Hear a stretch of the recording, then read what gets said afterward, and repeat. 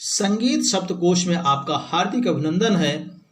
आइए देखते हैं नादिन धिन्ना के जादूगर पंडित अनोखेलाल मिश्र का जीवन परिचय और उनका योगदान।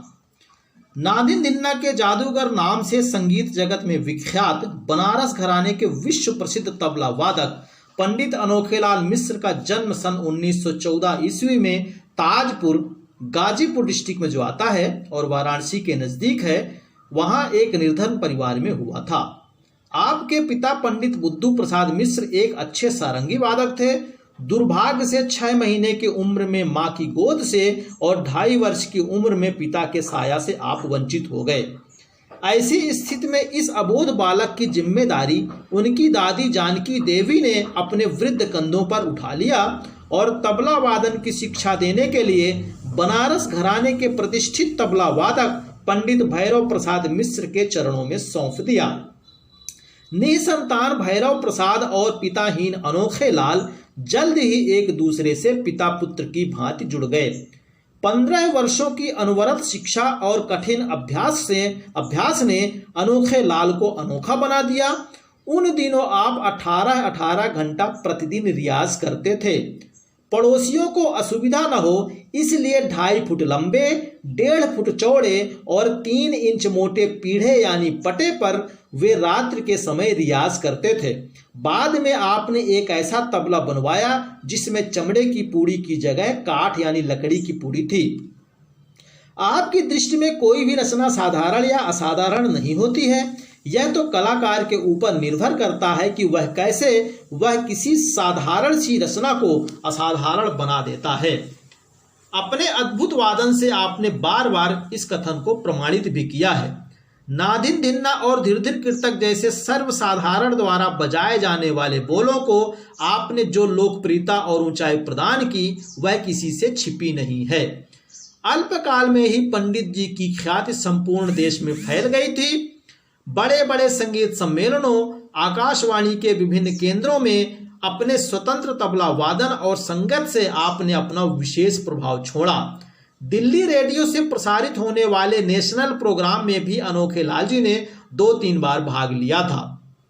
आप सोलो वादन यानी एकल वादन, जिसे हम स्वतंत्र वादन भी कहते हैं, और गायन वादन तथा नर्तन के साथ संगत सभी में दक्ष थे, यानी आप चारों पट के तबला वादक थे। आपका तबला तैयार, स्पष्ट, वजनदार और चमत्कृत था। अपने वादन से आप उपस्थित समस्त श्रोताओं और बड़े बड़े कलाकारों को वशीभूत कर लेते थे। अपने समय के तमाम बड़े बड़े कलाकारों के साथ संगत करके आपने तबला और संगीत की यश कीर्ति को चारों तरफ फैलाया है। प्रख्यात सितार वादक उस्ताद विलायत खां के साथ आपकी जोड़ी अत्यंत प्रसिद्ध थी। वे यानी विलायत खां रबड़ भैया इन्हें कहा करते थे, क्योंकि वह नादिन धिन्ना की लय जितनी चाहते थे बढ़ाते थे। पंडित अनोखेलाल जी के वादन में बनारस घराने की छाप तो थी ही, जो स्वाभाविक है, किंतु अपने सोलो वादन में दिल्ली सहित अन्य घरानों के कायदे भी अत्यंत शास्त्र शुद्ध पद्धति से प्रस्तुत किया करते थे। विलक्षण तैयारी, स्पष्टता, मधुरता आदि गुणों के कारण आपका वादन हमेशा अपना प्रभाव छोड़ता था। आपकी एक विशेषता यह भी थी कि किसी रचना को दीर्घ काल तक प्रस्तुत करने के दौरान बिल्कुल आखिरी पलटे में भी उनका वादन समान सशक्तता के साथ संपन्न होता था। नादिन धिन्ना का ठेका अत्यंत द्रुत लय में आधे घंटे तक लगातार बजाते रहने की सिद्धि आपको प्राप्त थी। पूरे देश में आपका नादिन धिन्ना सुनने के लिए लोग हमेशा उत्सुक रहते थे। पंडित जी को भले ही नादिन धिन्ना का जादूगर कहा जाता हो, किंतु वस्तुतः वे चतुर्मुखी तबला वादक थे। एक बार उस्ताद नसीर मोइनुद्दीन डागर और अमीनुद्दीन डागर के ध्रुपद गायन में पखावज वादक के न आने से उत्पन्न स्थिति के संकट में आपने ध्रुपद गायन के साथ खुले अंग का तबला वादन करके लोगों को चकित कर दिया था। पंडित ओमकार नाथ ठाकुर एवं उस्ताद विलायत अली खां के आप सर्वाधिक प्रिय तबला वादक थे। सन 1950 ईस्वी के आसपास लगभग 10 वर्षों तक का एक ऐसा काल था कि अलग अलग संगीत सभाओं, संगीत सम्मेलनों और आकाशवाणी संगीत सम्मेलन में अनोखेलाल जी का प्रभावी तबला वादन श्रोताओं को सदैव सुनने को मिलता था। आपको पूरे देश में मान सम्मान प्राप्त था। दुर्भाग्य से गैंग्रीन रोग से पीड़ित होने के कारण मात्र 44 वर्ष की आयु में ही 10 मार्च 1958 ईस्वी को इस संसार को आपने अलविदा कह दिया। आप एक धूमकेतु की भांति आए, अपनी तेजस्विता से सबको चकाचौंध किया और अपनी छटा बिखेर कर चले गए।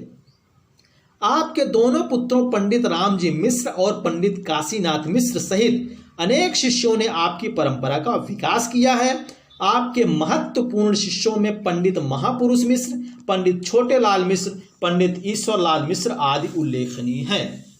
उम्मीद है हमारा यह प्रयास आपको अच्छा लगा होगा, और हमारे प्रयास आपको अच्छा लगे तो हमारे चैनल को जरूर सब्सक्राइब कर लीजिए और हमारे वीडियो को लाइक, शेयर और कमेंट्स भी कर सकते हैं।